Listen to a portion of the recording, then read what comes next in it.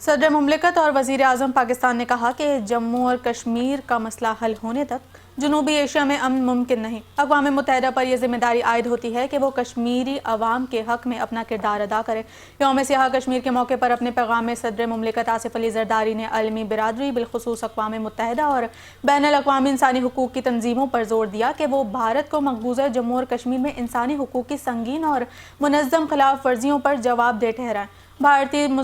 مظالم اور فوری بند کرانے کے لیے اقدامات کریں اور اس درینہ تنازع کے پرامن حل کے لیے فعال کردار ادا کریں۔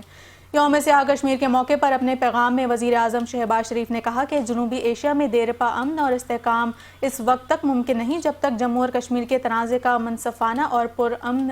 حل اقوام متحدہ کی متعلقہ قراردادوں اور کشمیری عوام کی خواہشات کے مطابق نہیں نکالا۔